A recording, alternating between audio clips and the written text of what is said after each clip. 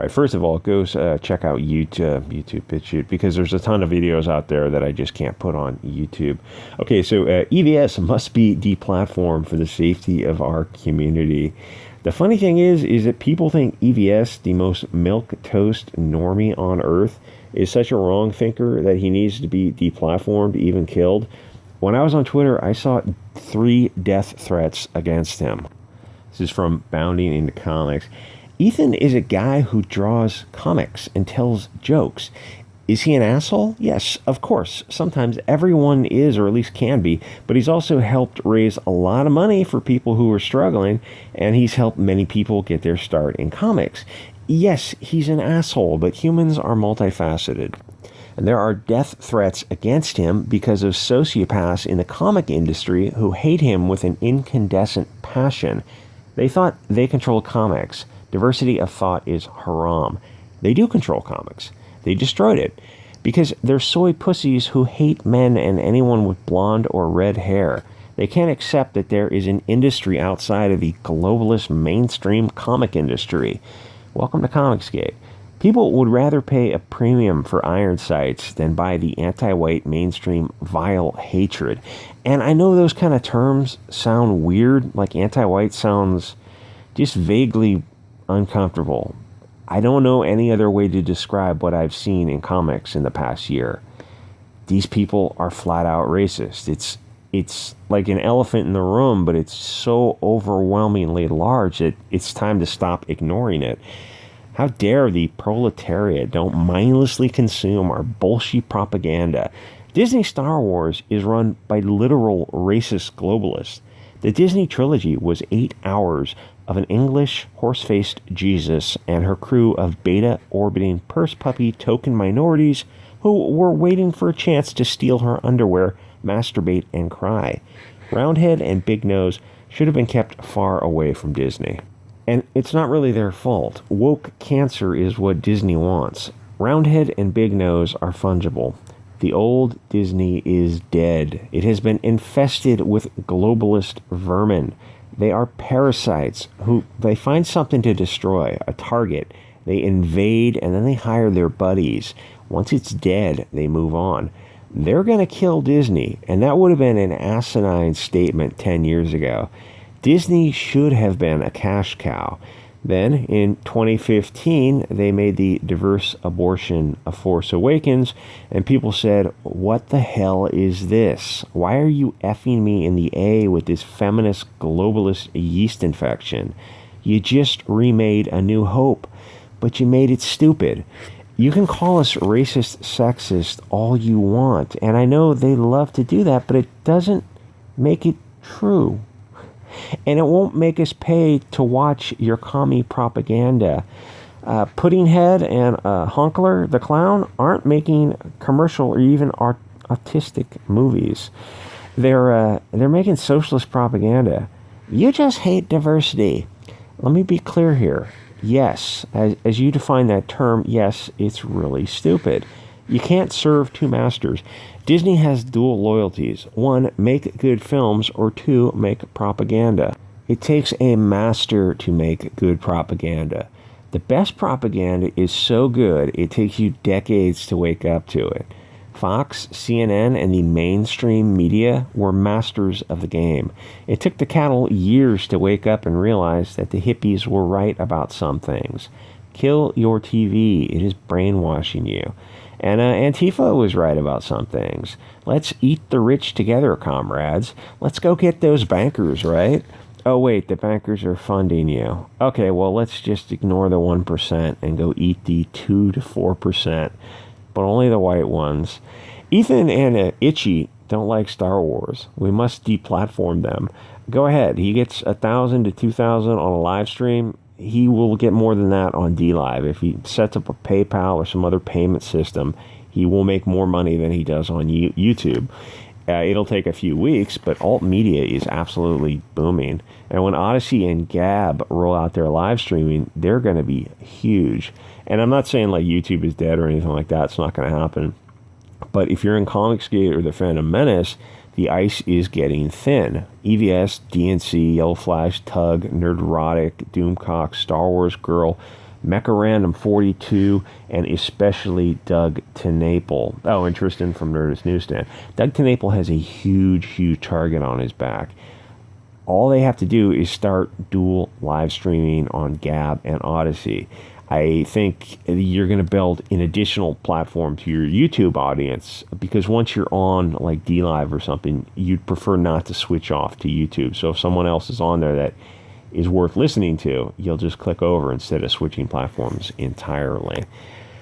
Anyway, so whatever platform Salty streams on, that is going to be the next big thing. And if this is for like the wrong thinker class, the people who aren't drinking the Kool-Aid. For Comicsgate and Phantom Menace, I think the writing is on the wall. It does not hurt to diversify your portfolio in emerging markets. Messing with Trump's social media was the best thing to happen to alt tech.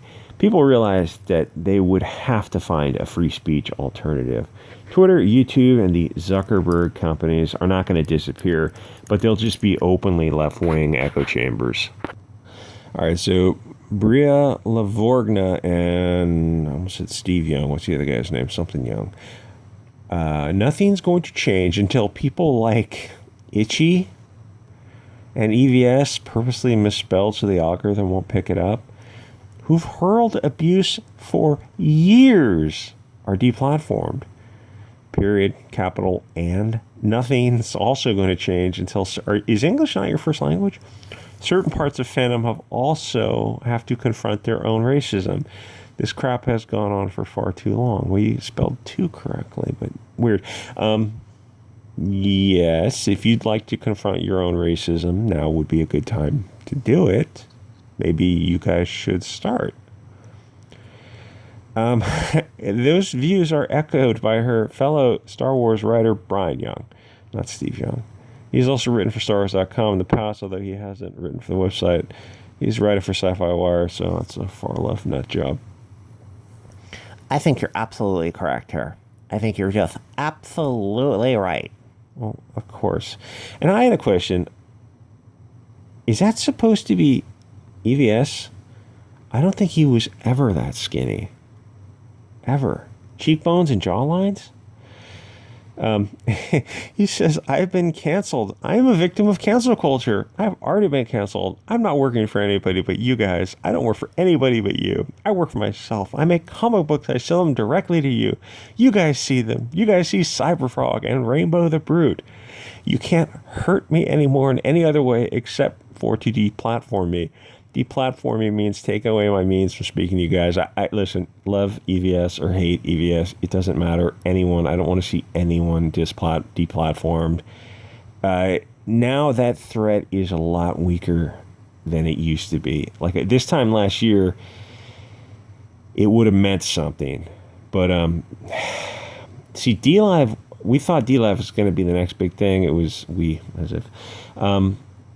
it looked like it was a free speech platform. There was a way to move money around very easily, and then they started censoring people and kicking people off. So that's not a long-term solution, but Gab and Odyssey are. They're dedicated to free speech. And like Andrew Tor was said in a Gab the other day, he said, welcome to the free speech platform. Don't be surprised when you encounter free speech. You've got a block button, a mute button, and an unfollow button. If you see something you don't like, you don't have to take away someone else's right to interact with that content. All you have to do is block that person, and you won't see their content again.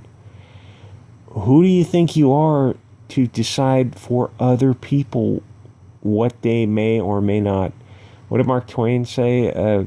Censorship is deciding a man can't eat a steak because a baby can't handle it. If you don't like EVS because he doesn't like Star Wars, you're making a product for very, very public consumption, and you're upset about a critic who's just not getting out the knee pads and blowing you. Like all those people who get movies early, all those reviews are positive. Why do you think Rotten Tomatoes, the first reviews that come in are all positive? Because if you are getting access to a company's early product, you have to give it good reviews. Otherwise, you won't get access. It's as simple as that. And it's like, So people know those early reviews are garbage. It's like, just stop doing it. Either give it to all news sites equally, or you stop publishing reviews, or just publish honest reviews. Go, listen, Wonder Woman, the 1984, yeah, it wasn't that good. So, what do you want me to say? Don't, I wouldn't, go pay for HBO just to watch it. Well, then you're never getting another review from that company. It's like, well, I mean, a dishonest reviewer is like, it's just less than useless because you're telling people to waste their money.